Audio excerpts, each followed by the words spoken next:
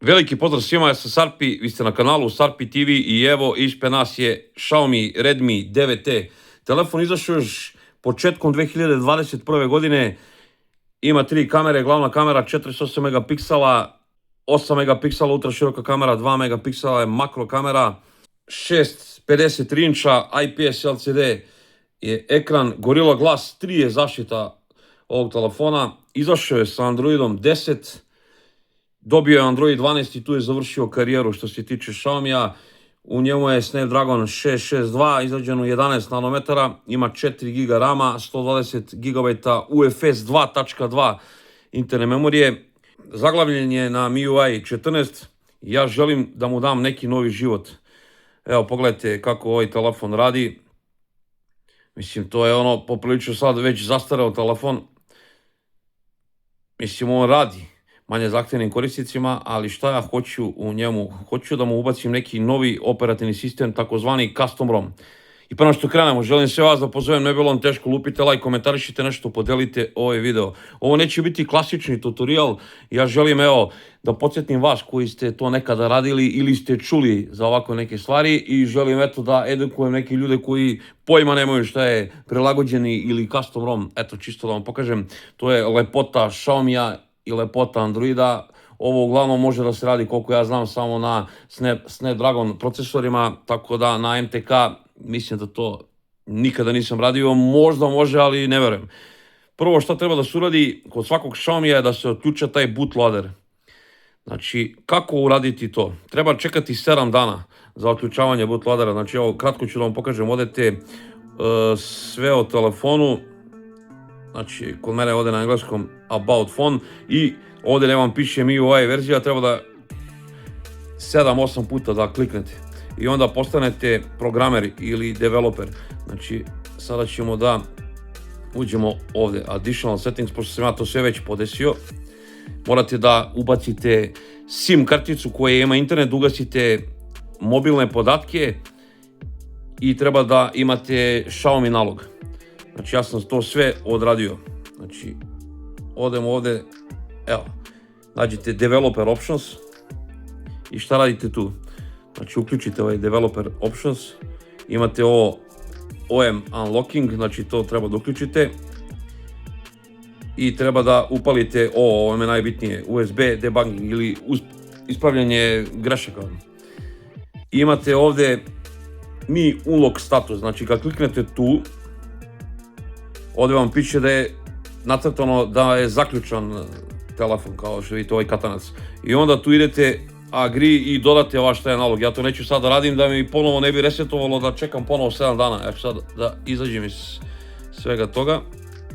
Pošto sam ja to podneo zahtev, to je 168 sati se čeka ili ti 7 dana. Sada ću uz pomoć računara na kom imam, evo sada ću vam pokažem, na kom imam već pokrenut taj program za otključavanje. Znači, šta ću da uradim? Ugasit ću telefon.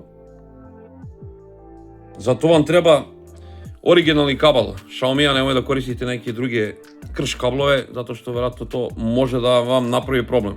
Znači, evo, ugasio sam telefon, sada ćemo da držimo ovo za smanjivanje i za paljenje u isto vreme. Da se ubacimo u taj fast boot mod.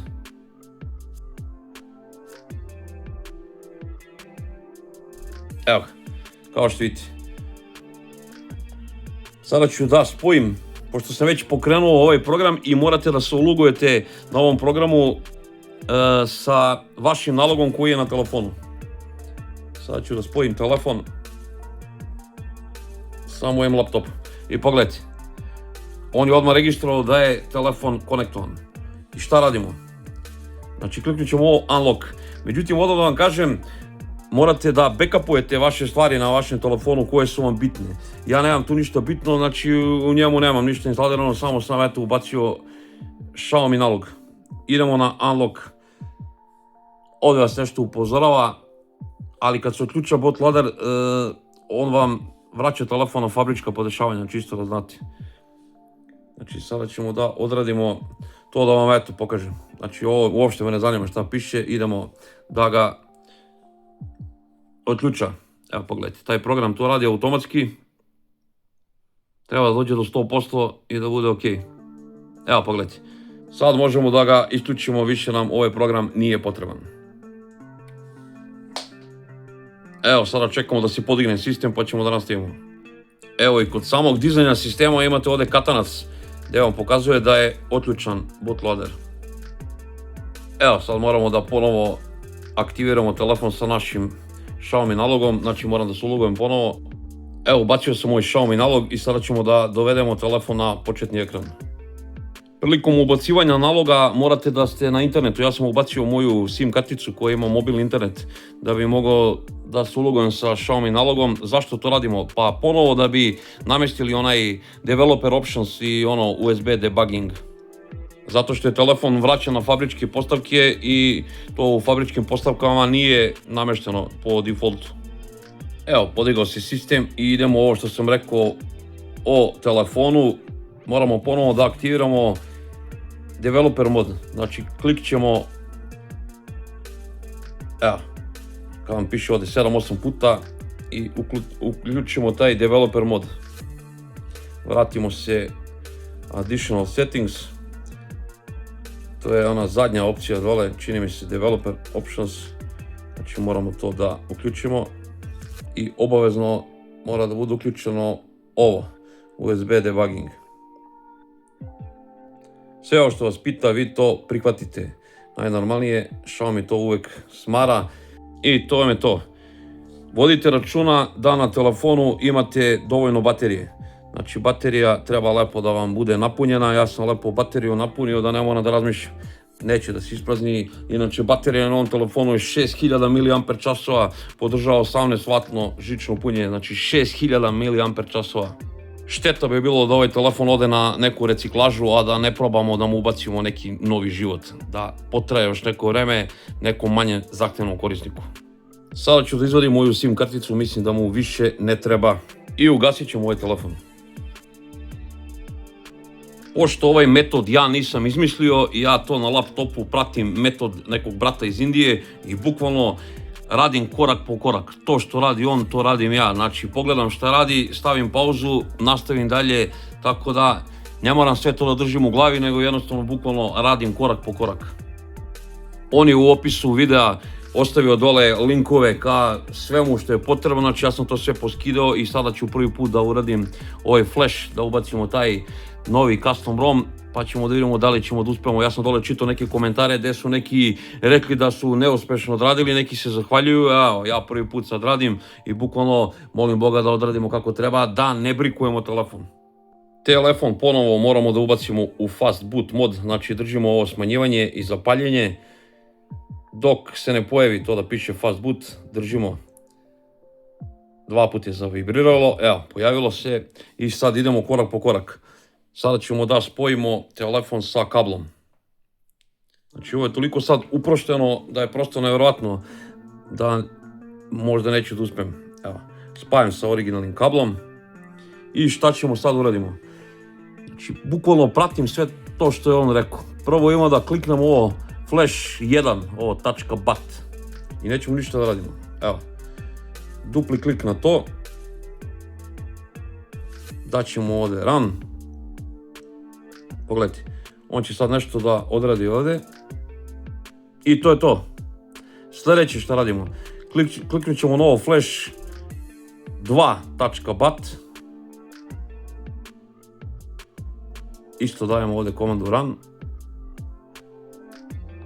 i kad se telefon ugasio, znači držimo ovo za pojačavanje na trenutak odmah, znači ulazimo u ovaj custom recovery, znači više nije Xiaomijev recovery, nego je ovaj custom recovery. Ovo je najbitnije bilo, znači da bi otključali bootloader, da bi ubacili ovaj custom recovery. Kad to odredite, onda možete da se igrate, da ubacujete svakakve custom romove, naravno ako imate podržane za vaš model telefona. Sad idemo dalje, sad ću prvo da pogledam šta brat iz Indije kaže, pa idemo dalje. Evo, brat pokazuje da kliknemo prvo ovdje, ovo wipe. I prvo što treba da uradimo, to je ovo što piše ovdje format data. Moramo da upišemo ovdje yes slovima. Znači J, E, S. Ajde. I da kliknemo ovo ovdje. I sad ćemo da sačekamo da on to odradi. Kao što vidite, odradio je. Sad idemo na back, da se vratimo na onaj početni ekran ovdje. Sada kliknut ćemo na ovo Advanced. Pa idemo na ovo File Manager. Pa tu idemo na ovo ovdje što piše Data. Pa ćemo da kliknemo ovo ovdje plavo. Pa ovo Open Terminal. I kao što je brat pokazao, moramo da upišemo u terminalu ovo ovdje. Sad ću stavim samo pauzu. Znači, po uputstvu otkucali smo tu komandu i sada klikćemo ovo da potvrdimo.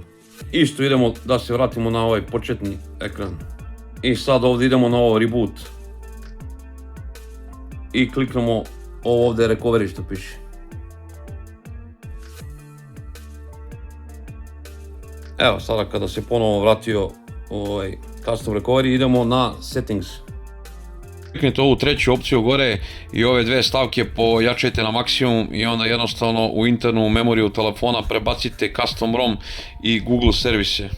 Morate da imate strpljenja za ove neke stvari, znači ako nemate strpljenja nemojte uopšte da ulazite u ove neke stvari ako ste čovjek koji nema strpljenja.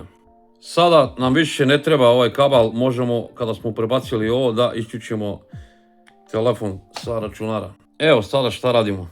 Kliknut ćemo ovdje Install. Pa ovdje, ovo ovdje. Malo mi je teško, gledam kroz objektiv kamere.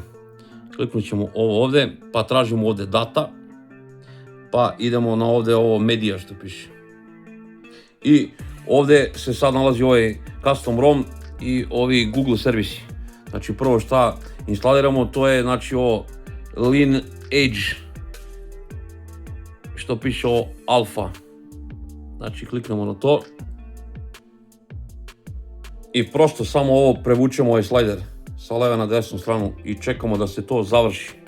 Evo pogledajte, on sad ubacuje novi ROM u telefon. Opet kažem, budite strpljivi dok ovo radite. Nemojte ni da žurite, da brzate. Ovdje često se meni dešavalo da mi pukne instalacija, da moram ponovo. Dešavalo se da se brikuje telefon. Ali dobro, ovo ja radim na telefonima koji mi nemaju neku veliku važnost, koji su otpisani male vrednosti. Ako želite da probate, nađite neki krš telefon pa se igrate.